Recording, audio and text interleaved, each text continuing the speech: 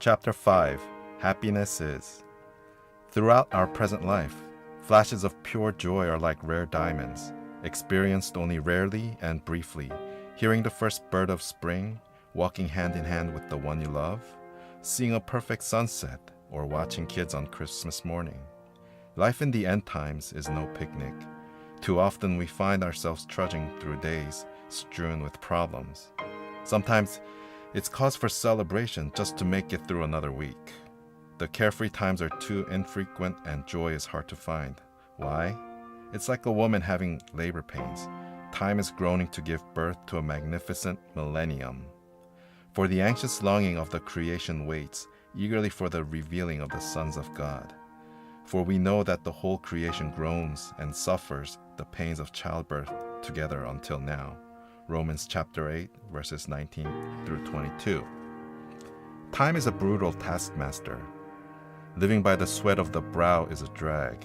Little wonder the fearful masses blur their lives with booze and drugs. Pep pills to wake them up, tranquilizers to float them through the day, sleeping pills to knock them out at night. Many people's lives are such tough propositions that they give up. 20th century man feverishly works at the pursuit of happiness, but often ends up with only a hangover. Plastic happiness makes big business, while true happiness eludes their grasp. For believers, it's just the opposite. Happiness pursues them, and in the end, happiness will win out, because the hounds of heaven run more swiftly than the hounds of hell. The warm breezes of the millennium are about to fill the earth. What a day! Satan fouled Eden and gained temporary dominion over earth. Since then, mankind has struggled in an evil world, never having experienced anything else. We find it difficult to imagine the exhilaration we're about to feel as all this changes. The moment Satan's evil shorts out, streams of laughter and deep joy will follow. Beauty for ashes, perhaps those incandescent sunsets have been trying to whisper the secret. Those nagging feelings of restlessness will vanish. Heretofore we have sensed dissatisfaction, even during moments of highest pleasure. An indefinable something is always missing. That long-awaited vacation, the anticipated moment of bliss, seems almost perfect, but never quite is. Do you know what I mean? We will remain incomplete until we are with Him. It's Jesus who will bring forth the full spectrum of life, and He's coming soon. We've been living constantly with pressures and worries, and it will remain that way until Satan's clobbered. He is the father of anxiety, guilt, loneliness, fear, jealousy, nervousness, hopelessness, pain, disappointment, sadness, and hate. But these devastating powers will very soon be brushed into oblivion. The broom of Jesus will sweep them into hell, along with their inventor. Can you stand that kind of a change?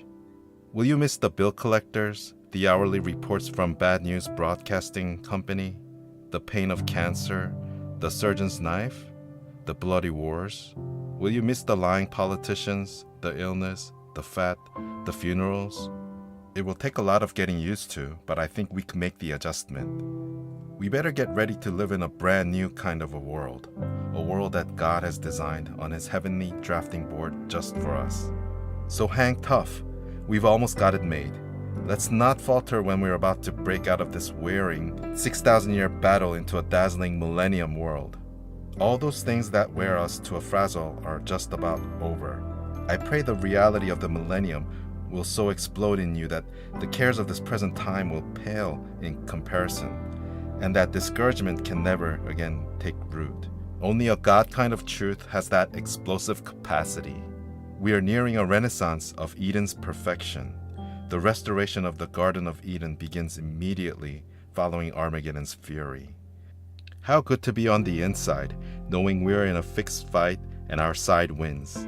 Every believer has a stake in that Armageddon victory and will reap full benefits from this cosmic victory for 1,000 years. When the last doomsday bullet falls back to earth, the curtain will be drawn on this age. Millennial life's hallmarks will be laughter, contentment, purpose, exhilaration, righteousness, peace, ecstasy, and explosive joy. But I must warn you, the true and exotic nature of millennial life might well be labeled handle with care. We have to remember that it's Jesus' presence on our planet that will light, power, and beautify the millennium. We must check our hearts that it's Jesus we seek and not a new age. Yes, we must handle it with care lest we long for its benefits more than its benefactor. The real focus of the millennium will be and must ever be the person of Jesus, not the place itself.